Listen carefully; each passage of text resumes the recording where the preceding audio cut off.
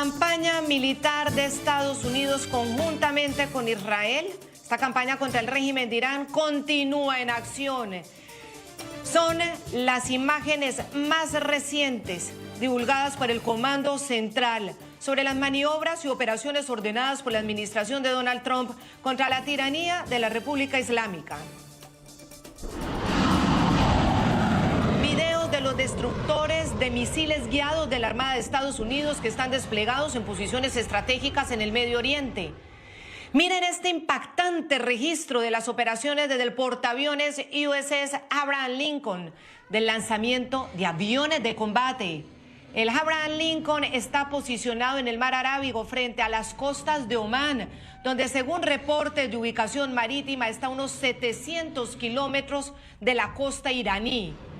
Para operativos diurnos y nocturnos, el poderoso buque está acompañado además por el portaaviones Gerald Ford, el mismo que estuvo desplegado en el Caribe cuando la extracción de Nicolás Maduro y que luego fue llevado al Golfo Pérsico. Y de poderosos bombarderos B-1, los B-1, la ofensiva de contra la dictadura de los ayatolá deja, según fuentes como el Instituto para el Estudio de la Guerra, más de 2.000 objetivos y sus estructuras clave del régimen iraní golpeadas. En las últimas horas el presidente Trump lanzó una fuerte y clara advertencia. Les dijo que era demasiado tarde, too late, para negociar. Su defensa aérea, la Fuerza Aérea, la Armada y su liderazgo han desaparecido.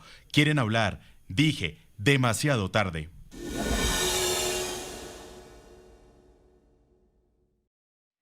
Entre tanto, el presidente de Francia, Emmanuel Macron, anunció el despliegue del portaaviones Charles de Gaulle hacia el Mediterráneo Oriental. Es el único portaaviones de propulsión nuclear en el mundo por fuera de la flota de Estados Unidos. Tiene capacidad de desplazamiento de 42.000 toneladas, con 2.900 uniformados a bordo entre marinos, técnicos y aviadores. El Charles de Gaulle estaba realizando ejercicios en el Atlántico Norte y el Mar Báltico. Ahora va rumbo al Mediterráneo Oriental, tras una escala en el puerto de Malmö, Suecia.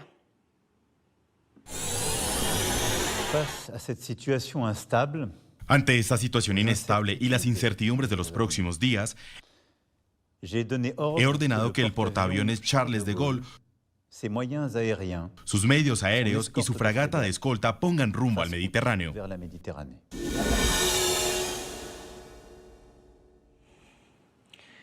Con esta actualización de las últimas noticias, les doy la bienvenida. Soy Claudia Gurizati, directora de este canal internacional de noticias, de este programa de opinión, de análisis, de debate, La Noche, que enciende las luces para que usted vea el punto clave de la noticia. La noticia, 4 días después de haber sido abatido el ayatolá Ali Jamenei, el líder religioso supremo en Irán, Estados Unidos e Israel no detienen su ofensiva contra este régimen extremista y criminal, que a su vez ha respondido con una escalada de contraataques criminales en Oriente Medio. ¿Por qué decimos criminales?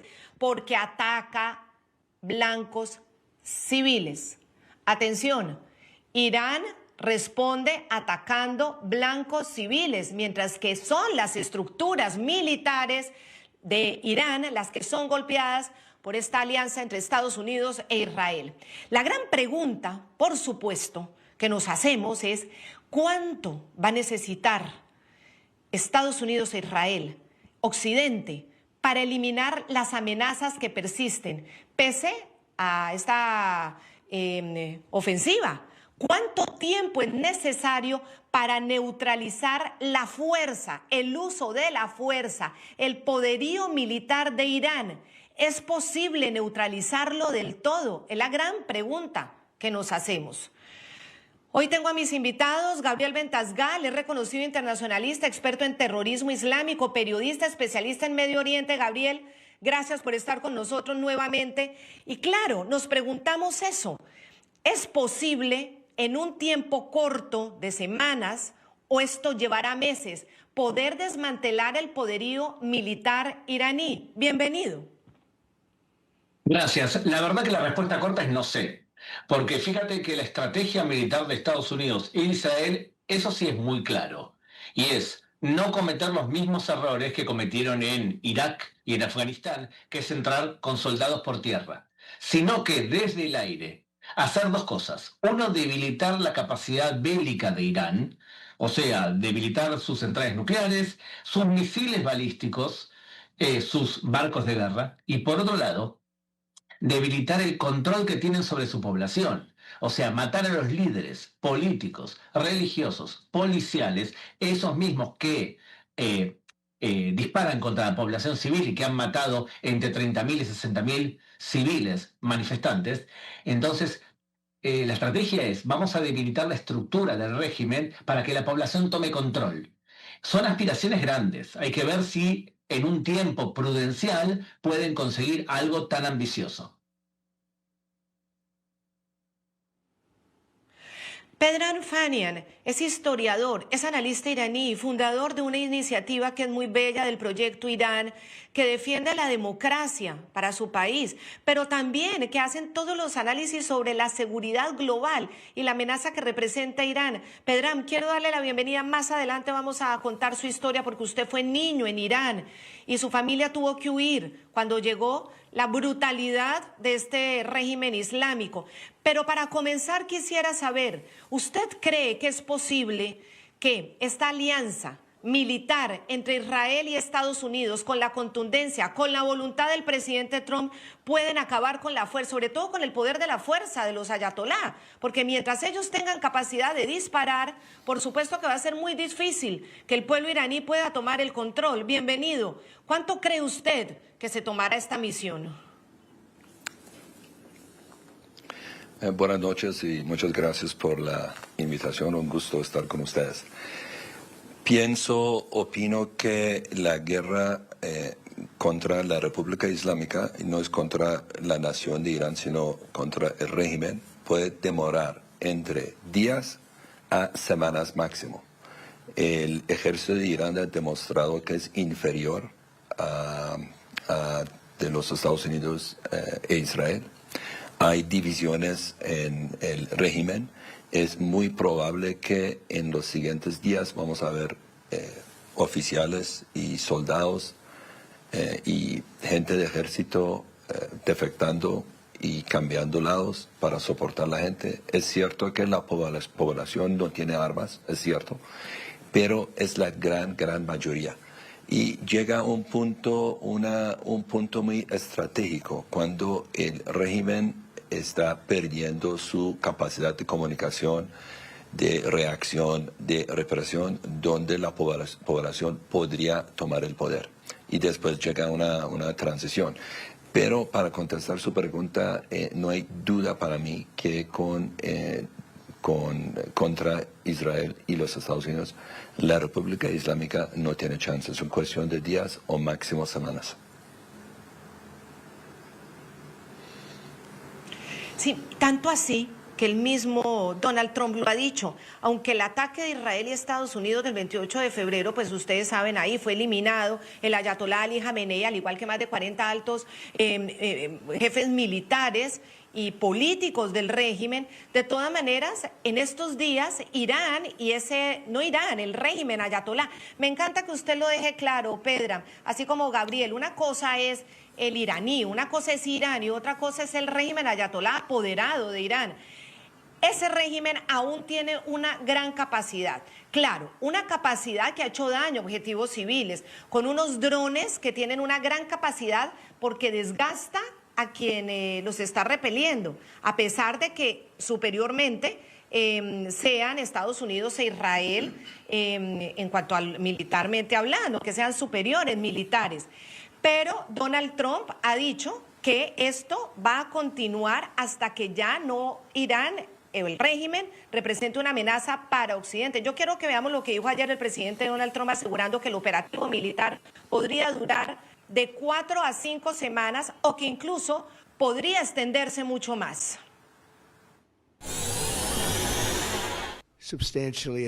Ya estamos muy por delante en nuestras proyecciones de tiempo, pero sea cual sea el plazo, está bien. Cuanto sea necesario, lo haremos, y lo hemos dicho desde el principio. Calculamos entre 4 y 5 semanas, pero tenemos la capacidad para ir mucho más allá de eso. Lo haremos. Hoy alguien dijo, si el presidente quiere hacerlo muy rápido, después de eso se va a aburrir. Yo no me aburro. No hay nada de aburrido en esto.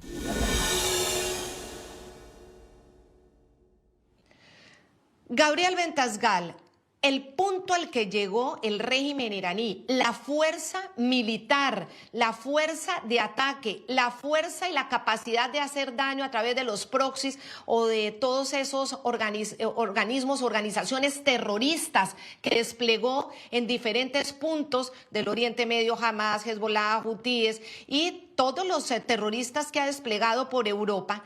Esto ha sido, obviamente, un tiempo de ventaja para el régimen iraní. Esto ha sido cuestión de voluntad por parte de los líderes occidentales haber dejado crecer este monstruo a este tamaño hasta el punto de tener la amenaza de que consigan un arma nuclear. Con determinación se puede derrocar militarmente al régimen iraní. Si hay determinación y voluntad, ¿qué cree usted, Gabriel?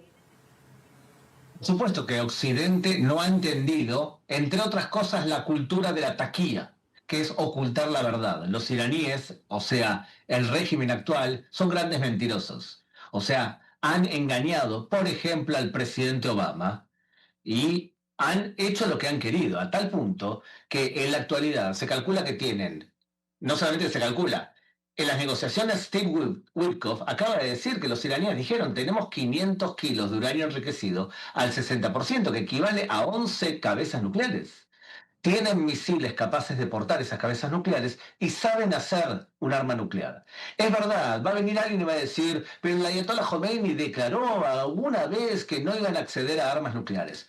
Pero el que está ahora, Ali Khamenei, el que estaba, es un psicópata que sí piensa que la violencia es algo que lo acerca al paraíso. Y fíjate la cantidad de atentados que hicieron en América Latina. Solamente 3, uno en Panamá, 2 en Argentina. Intentaron asesinar al embajador de Arabia Saudita en suelo americano. Intentaron hacer un atentado muy grave en el aeropuerto Kennedy. Y es cierto también, el pueblo iraní es un pueblo que aspira a volver a los días de gloria de Persia, que es un pueblo mucho más culto que los ayatolas, son mucho más cultos también que los árabes, y son mucho más laicos que sus ayatolas.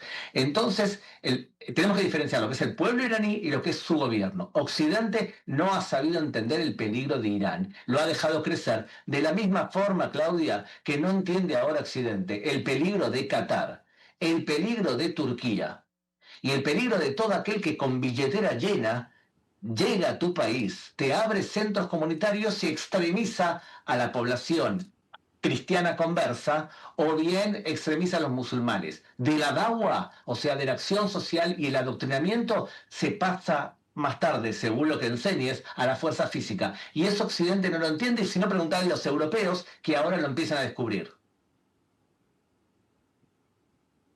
Pero, Gabriel, yo me pregunto, ¿no ha sabido, es ingenuo, no entienden? Es que yo no puedo creer que la inteligencia de los Estados Unidos, cuando estaban en el acuerdo con Irán, el acuerdo nuclear, cuando estaba Barack Obama en los 8 años, no hayan tenido la capacidad de darse cuenta que era un engaño, porque desde el Partido Republicano lo advertían y decían, ojo, estamos a 1 año y medio, estamos a 2 años, ojo, viene la ojiva nuclear. Entonces, ¿eso no entendieron voluntario? ¿Y por qué sería en caso de serlo? Yo te pregunto a ti, la percepción y la doctrina que guiaba a Barack Obama, que era que había que meter a Irán en la comunidad internacional porque de esa forma se iba a calmar. Y ahí había que anular el plan de investigación, Cassandra, que era un plan de investigación para ver cómo Irán estaba penetrando en América Latina para hacer terrorismo. Eso lo hizo Barack Obama. Entonces, no es un problema de Estados Unidos, es un problema de cierta parte de los que estudiaron, por ejemplo, en universidades como Columbia, que tienen un problema de West Planning, no entienden el Medio Oriente y traducen el Medio Oriente al idioma que les queda cómodo. Donald Trump se puede decir muchas cosas sobre él, pero entiende mejor el Medio Oriente que el Biden y que Obama.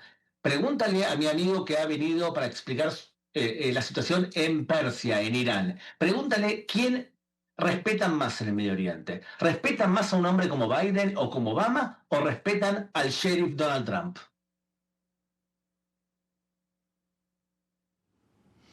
Sí, muy importante esa pregunta. Bueno, entre otras cosas, Trump advirtió que entre los objetivos de Estados Unidos está la destrucción precisamente de la capacidad de misiles de Irán. O sea, ya no estamos hablando solo del programa nuclear, sino de los misiles. El programa nuclear fue atacado también en 3 plantas generadoras de enriquecimiento de uranio en junio, en la Operación Martillo de Medianoche. Pero de todas maneras, Trump ha vuelto a decir que es garantizar que nunca pueda obtener un arma nuclear. Vamos a recordar que el último registro confirmado por el Organismo Internacional de la Energía Atómica a junio de 2025 indicó que Irán disponía de 440,9 kilos de uranio enriquecido al 60%, suficiente según expertos para fabricar unas 10 bombas nucleares, y ese material llega a una pureza del 90%. Eso requiere un tiempo, obviamente, no es inmediato, pero están en camino. Escuchen. Nuestros objetivos son claros. En primer lugar, estamos destruyendo la capacidad misilística de Irán, lo cual se puede observar cada hora, así como su capacidad para producir misiles nuevos. Y sí, los que fabrica son bastante buenos. Segundo, estamos aniquilando su armada. Ya hemos destruido 10 barcos, están en el fondo del mar. Tercero, estamos asegurándonos de que el principal patrocinador del terrorismo en el mundo nunca pueda obtener un arma nuclear. Nunca tendrá un arma nuclear. Y por último, estamos asegurándonos de que el régimen iraní no pueda seguir armando, financiando y dirigiendo ejércitos terroristas fuera de sus fronteras.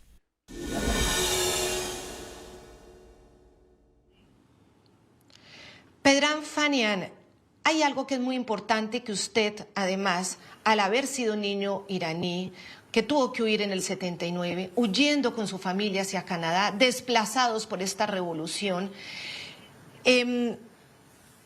cuando se habla o cuando hay manifestaciones de que esta campaña militar es un motivo existencial, más allá de ese intereses económicos que el petróleo, geográficos, el estrecho de Hormuz, el estrecho para el paso del petróleo, para el comercio, las reservas de petróleo, más allá, cuando el planteamiento es una cuestión existencial para el mundo, que eso es clave entenderlo. ¿Qué significa, Pedram? ¿Por qué el régimen ayatolá, con un poderío militar grande y de pronto, o quizá con una ojiva nuclear, por qué es existencial para el mundo?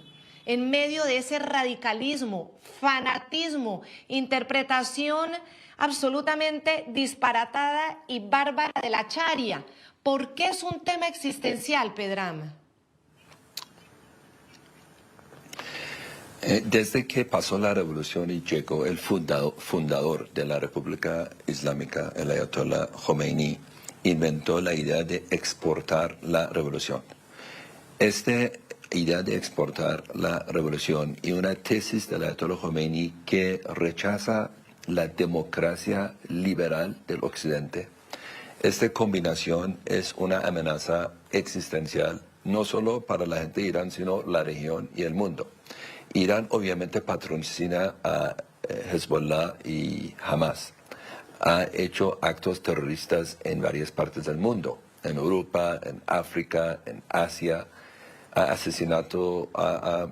matado y asesinado miles de opositores, pensadores, artistas, académicos, estudiantes.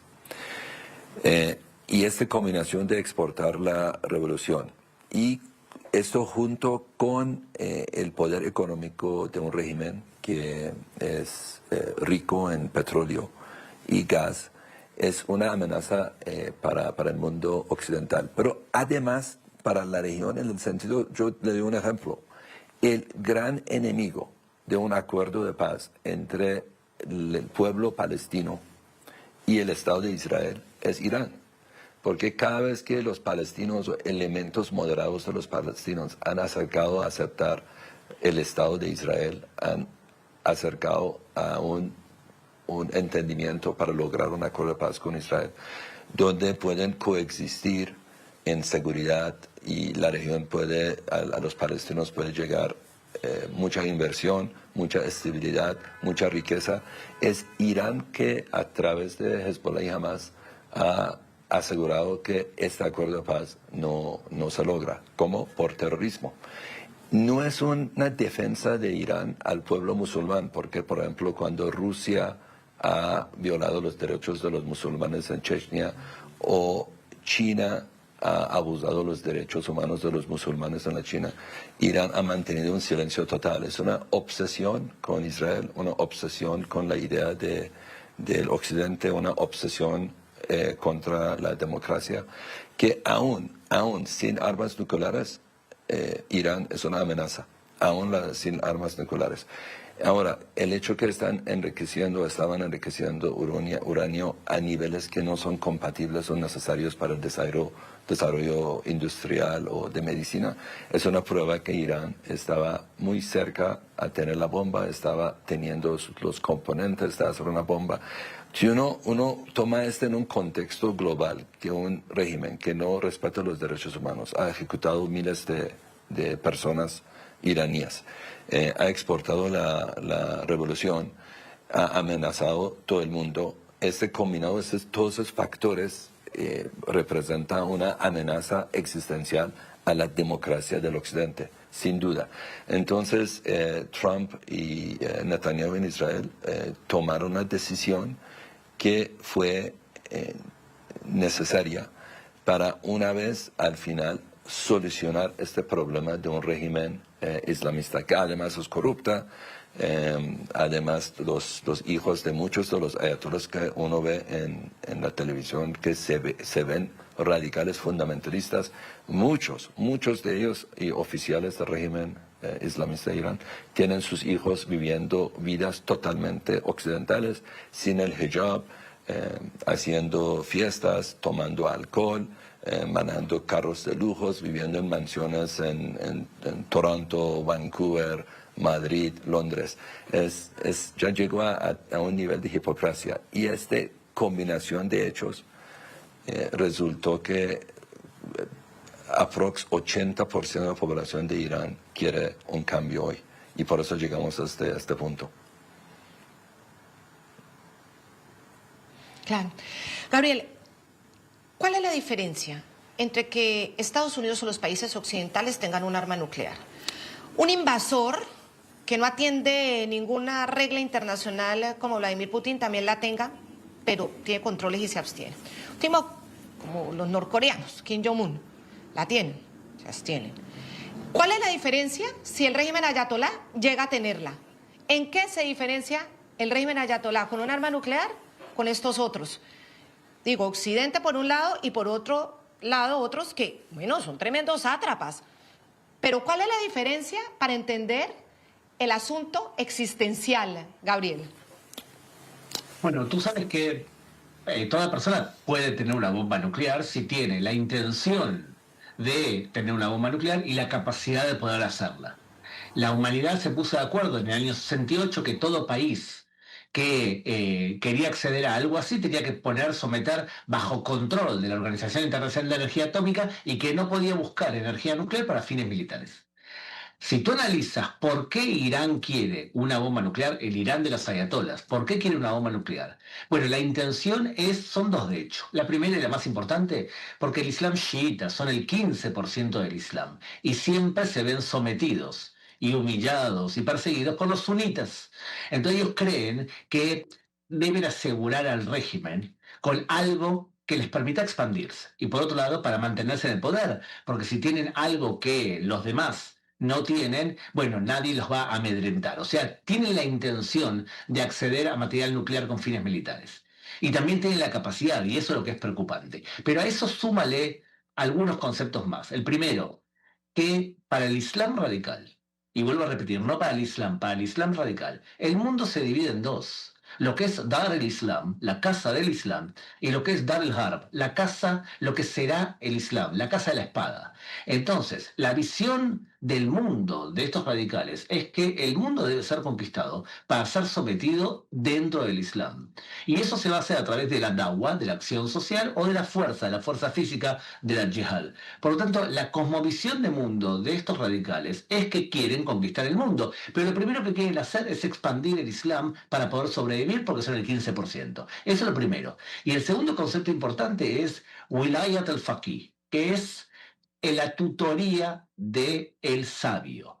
Ellos ven, los ayatolas, que ellos saben todos, que son infalibles y que todo lo que ellos opinan es certero y cierto.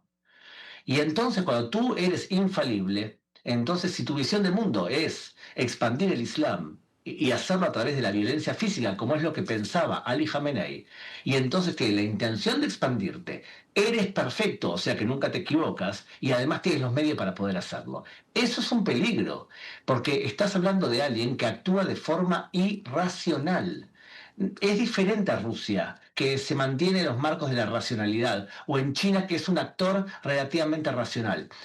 Irán es un actor irracional. Te doy un ejemplo más y con esto te devuelvo la pregunta. Estamos viviendo un momento de crisis económica enorme en Irán. Tanto es así que hoy el dólar sale alrededor de 1.77 millón de reales.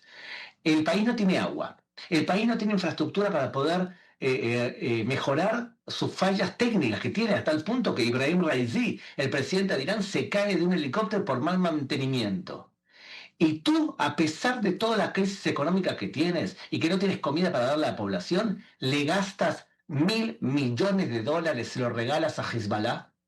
¿Qué sentido tiene si no es un sentido ideológico motivado por cierto grado de irracionalidad?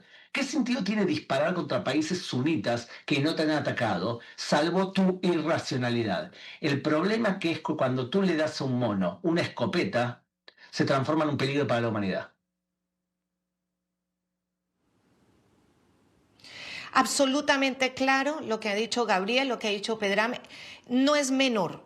Y ojo, porque quedarnos solo en el análisis del poder geopolítico, en el análisis de cómo afecta el orden comercial o el petróleo o el precio del petróleo, obvio, es un tema que hay que abordar, pero no es el tema de fondo. El tema de fondo es lo que significa para la humanidad un arma de destrucción masiva, destrucción de la misma humanidad en poder de unos irracionales, como dice Gabriel, me le tomo la palabra, y de quienes prefieren que no exista esa otra humanidad, sino está dentro de su fanatismo. Es la gran diferencia y es el gran potencial de amenaza para la existencia de la misma humanidad, y esto no es el tema menor, ese es el tema del fondo. Lo demás, el tema de fondo, lo demás lo podemos analizar, si el estrecho de Hormuz, si el petróleo y las reservas, si el 9% de las reservas, si los precios del petróleo, si las bolsas, lo podemos analizar, pero el tema de fondo es si a quienes no tienen un mínimo de control, ya sea por principio, por estrategia o por pragmatismo, logran tener un arma y no tienen problema de destruir a la misma humanidad. Al final, su misma religión lo manda y es su misión, destruir al que no está dentro de sus parámetros fanáticos. Hacemos una pausa, ya regresamos, porque para entender también la posibilidad de destruir esa capacidad militar de este monstruo mundial, hay que entender cómo está estructurada su fuerza militar, su verdadero, real poder de fuerza.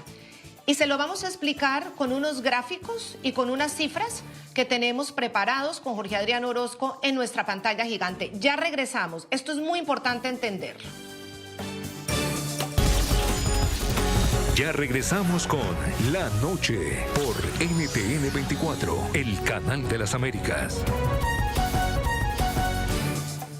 Escuchando a nuestros invitados y entendiendo el gran peligro que significa que la República Islámica de Irán, es decir, el régimen ayatolá, el régimen apropiado de Irán, pueda llegar a tener un arma nuclear y, bueno, y ya el peligro que representa el armamento que tiene. La gran pregunta es cuánto necesitaría Occidente para eliminar esa amenaza y las amenazas que persisten pese a la fuerte ofensiva. Esa República Islámica tiene un poder gigantesco y ¿qué habría que hacer para disminuirlos y para neutralizarlos. Para entender este desafío que representa la capacidad de represalia de la República Islámica, es punto clave de la noticia conocer el tipo de fuerzas con las que hoy tienen el control de las armas en esta tiranía ayatolá en Irán. Jorge Adrián, buenas noches y listos para comenzar esta explicación. Claudia, buenas noches. Vamos a poner el foco en esas fuerzas del régimen iraní. Hay que decir, iniciando, que el régimen iraní tiene dos ejércitos paralelos. Es una estructura dual que responde directamente al líder supremo, que tiene la potestad de comandante en jefe de sus fuerzas. ¿Cuáles son esas dos estructuras? Veamos. El Artesh, que es el ejército regular, el denominado Cuerpo de la Guardia Revolucionaria Islámica. Estas dos estructuras, pero hay que agregarle otra fuerza, la denominada Policía de la Moral, que opera bajo el mando del Ministerio del Interior. Los dos ejércitos están conformados por unos 610.000 efectivos en servicio activo y cuentan con la disponibilidad de unos 350.000 reservistas, según fuentes del Instituto Internacional de Estudios Estratégicos. Mientras que la Policía de la Moral tendría más de 260.000 efectivos en todo el país, según estimaciones no oficiales, Claudia. Estas son unas cifras pues bastante grandes entre el Artesh y el Cuerpo de la Guardia Revolucionaria Islámica, 610.000 hombres, más los reservistas, más los más de 350.000 reservistas tienen. Ahí ven ustedes la cifra en el gráfico. El Artesh está distribuido en las fuerzas terrestres, la Armada y Fuerza de Defensa Aérea. Este ejército funciona como una fuerza de defensa de fronteras. En sucesos como la guerra con Irak, entre el 80 y el 88, este ejército regular, el Artesh, mantuvo la línea de frente mientras la Guardia Revolucionaria hacía la guerra ideológica. El máximo jefe del ejército regular, Abdolrahim Mousavi, fue uno de los abatidos el pasado 28 de febrero. También lo ven ahí, abatido, de los 50 abatidos. El Cuerpo de la Guardia Revolucionaria Islámica, por otro lado, es esa fuerza de élite ideológica e independiente del ejército regular diseñada para lo que ellos llaman proteger el sistema revolucionario. De este cuerpo hacen parte la Fuerza Quds, que ustedes la han oído nombrar mucho, que es la milicia que extiende el terror por fuera de las fronteras. Está la milicia, la Basij y la Fuerza Aeroespacial también, que es la que tiene el control operativo y estratégico sobre todo ese arsenal de casi 3.000 misiles balísticos y 80.000 drones de largo alcance que tendría Irán actualmente en su poder. Ustedes ven el gráfico. Estas fuerzas Quds, conocido como el brazo del terror exterior, ahí lo ven, es la unidad de élite de la Guardia Revolucionaria. Su rol es ejecutar operaciones encubiertas de inteligencia, apoyo a milicias, a organizaciones terroristas. Estamos hablando de Hezbollah en el Líbano, Hamas en Gaza, la Yihad Islámica en Gaza, los hutíes en Yemen. Este brazo del terror está actualmente bajo mando de Ismail Gahani. Y a esta fuerza Quds se le atribuye el ataque terrorista a la Mutual Judía AMIA. Recuerden, en nuestra región, en Argentina, en el 94, que causó 85 muertos.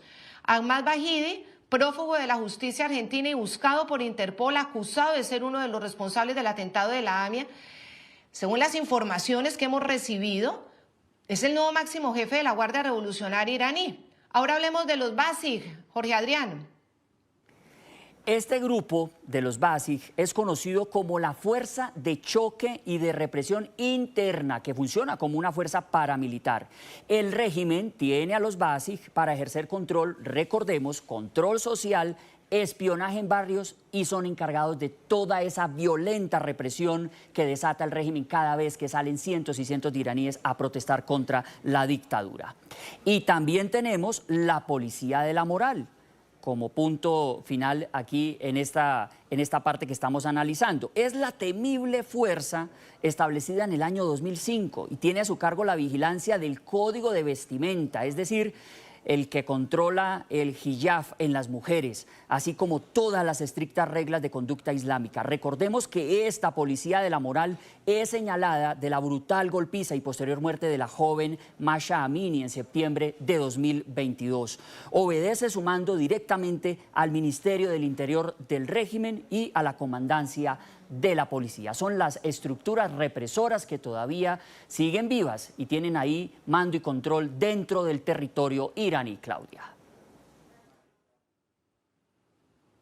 Gabriel Ventasgal, frente a esta composición militar que es una combinación entre fuerza militar para atacar, fuerza aérea, fuerza militar, milicias para atacar, entre la represión brutal interna y entre el brazo exterior, que es generar terror por fuera.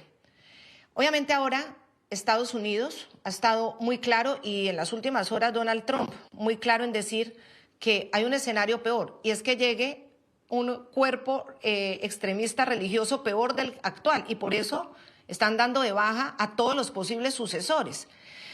Cuando uno ve esta composición además en espejo, como para autocontrolarse, como es el ejército regular y la Guardia Revolucionaria, la estrategia de Estados Unidos e Israel, ¿usted la ve apropiada, adecuada para poderlos neutralizar? Es verdad que los números a primera vista asustan, ¿verdad? Pero digamos también otra cosa, y es que el nivel de corrupción de la Guardia Revolucionaria y del ejército iraní no tiene parangón. Si yo te digo estas cifras, ¿sabes cuánto es el dinero que robó al pueblo iraní Ali Khamenei? Tiene en este momento en propiedades que van desde Mallorca a Venezuela entre 100.000 a 200.000 millones de dólares. Eso es lo que le robó Ali Khamenei al pueblo iraní. Entonces el nivel de corrupción de Irán es enorme, por un lado. Y otra cosa es que es verdad que uno quiere expandir la revolución, pero es diferente combatir por ideales y por tu familia que combatir porque el ayatollah te dijo que vayas a combatir al otro lado del mundo. Es diferente forma de combatir. Entonces, si tomamos el ejemplo de cómo Estados Unidos y Rusia combatieron contra el Estado Islámico, hay que atacar 4 cosas. Hay que atacar, por supuesto, a las personas, y eso se está haciendo ahora. Hay que atacar su capacidad bélica, que esto se está haciendo ahora. Hay que atacar también el flujo de dinero. El flujo de dinero. Porque esta gente trabaja o no trabaja porque le dan ese dinero para poder ser soldado y también para poder comprar apoyo. Y el problema de lo que ha habido es que sí, se le impusieron sanciones a Irán. Pero cuando tú le quitas toda entrada de dinero y le quitas lo que han acumulado y le secuestras el dinero de la familia de Ali Khamenei, y bueno, ya es diferente la forma de actuar. Y el problema que hay es que no lo puede hacer solamente Estados Unidos. Porque en este momento Europa, en vez de apoyar lo que está haciendo Estados Unidos, Europa no lo está apoyando. Y ni hablar de otros presidentes de América Latina, como Gustavo Petro, que condena lo que está haciendo Estados Unidos con respecto a Irán. Entonces hay un problema. No puede solamente ser Estados Unidos quien ponga un poco de orden. Y por último te dije, dinero, armas, soldados y clérigos que promueven este tipo de fanatismo. Occidente ha peleado contra Irán en algunos de estos 4 flancos y no en todos, y no todo Occidente ha respondido a la necesidad y ha entendido la necesidad de poner a los ayatolás un límite claro y contundente que sea creíble. Porque una cosa es hablar de sanciones y otra cosa es poner todo el peso de tu nación para condenar a Irán. Fíjate lo que pasa, muchos movimientos de izquierda en el mundo se solidarizan con Irán y condenan a Donald Trump por haber salido, entre otras cosas, a defender a la población iraní. Yo en general, te digo la verdad, a esa gente le creo poco, porque cuando una persona es realmente defensora de los derechos humanos, protestó por la violación de los derechos humanos antes de lo que pasó ahora y también después, o sea, condena a Trump por haber invadido, pero también dice, no puede ser, es imposible que le hagan esto a la población civil. Cuando tú protestas las 2 veces, eres un tío coherente. Cuando tú lo que haces es solamente protestar, cuando Donald Trump pone un poco de orden o Netanyahu, entonces tú eres un hipócrita.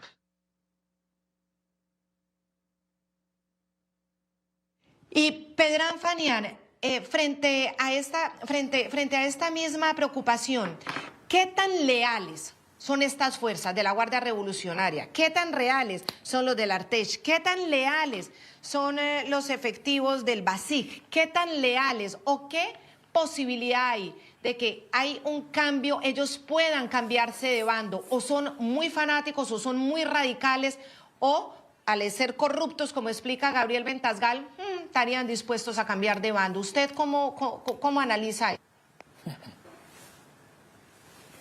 Seguramente hay un porcentaje de islamistas radicales que dan la vida por la revolución, no hay duda. pero la gran mayoría de los soldados, hombres jóvenes, son básicamente paramilitares. O lo podemos comparar a la guerrilla en Colombia. Digamos, muchos son jóvenes que con un cambio de régimen sí sienten que su bienestar económico y la seguridad de su familia está garantizada, no van a resistir.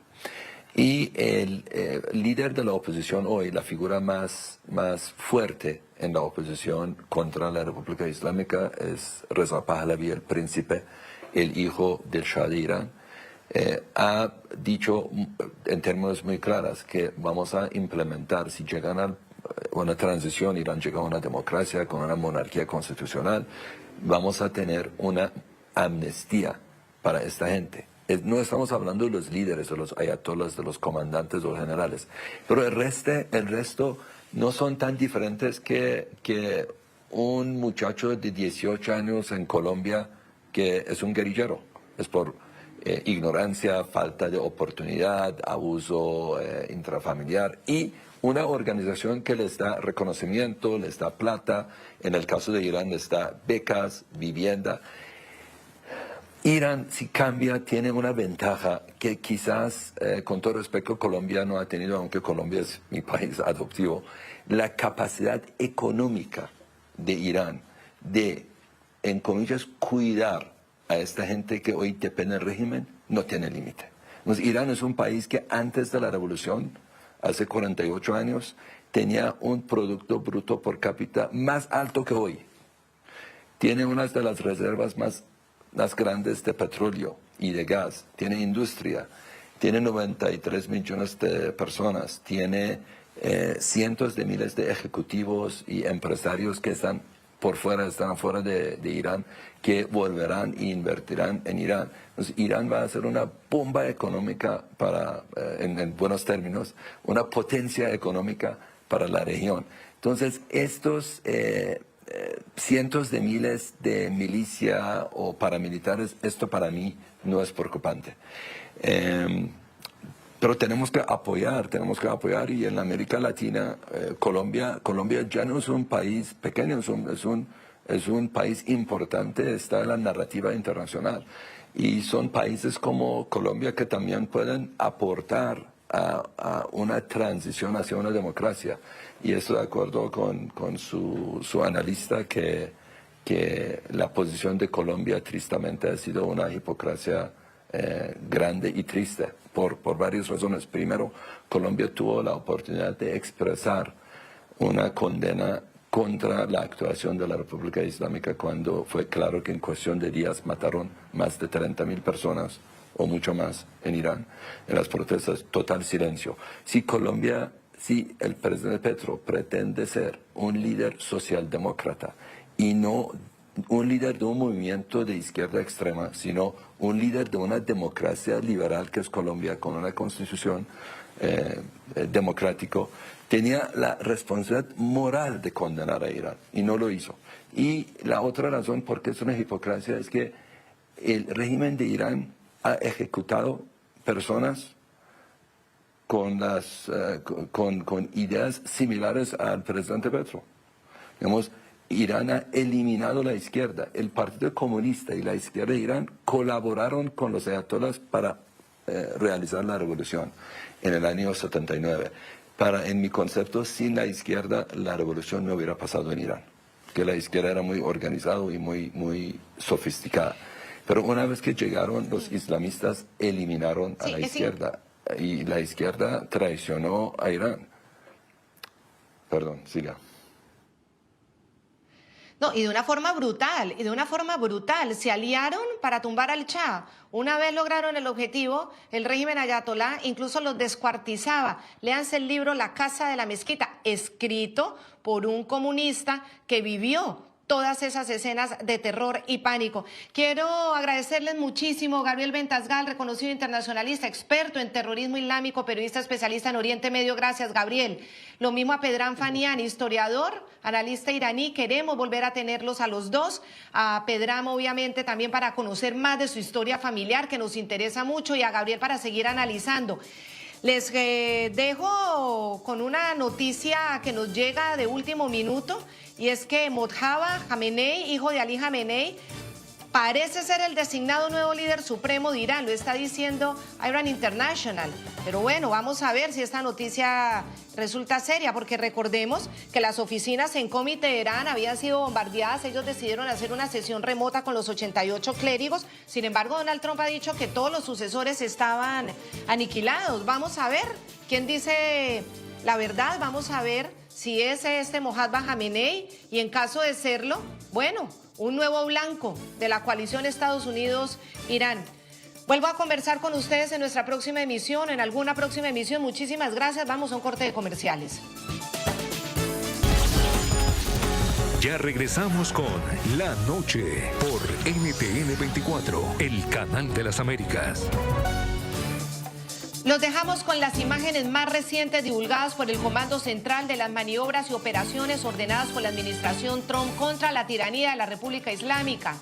Miren los videos, los destructores de misiles guiados de la Armada de Estados Unidos que están desplegados en posiciones estratégicas en el Medio Oriente.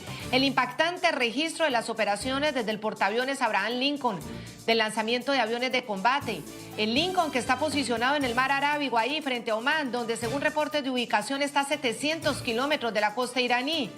Para operativos diurnos y nocturnos, este poderoso buque está acompañado además por el Gerald Ford y los poderosos bombardeos B-1.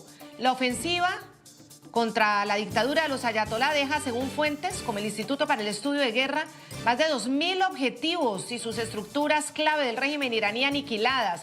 En las últimas horas, el presidente Trump lanzó una fuerte y clara advertencia. Les dijo que era demasiado tarde para negociar. Sigue la ofensiva y a esto se suma la decisión del presidente de Francia, Emmanuel Macron, que ha anunciado el despliegue del portaaviones Charles de Gaulle hacia el Mediterráneo Oriental.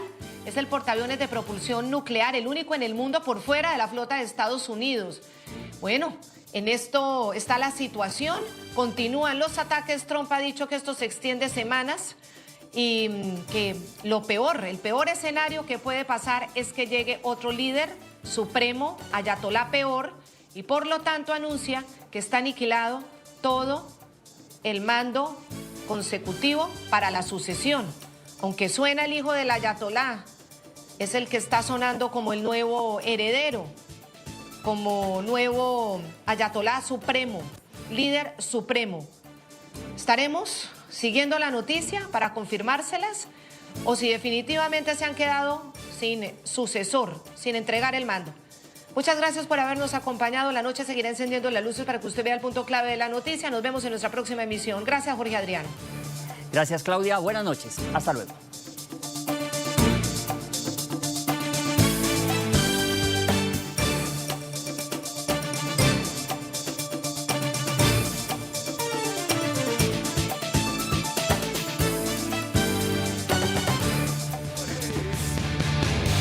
Es la marcha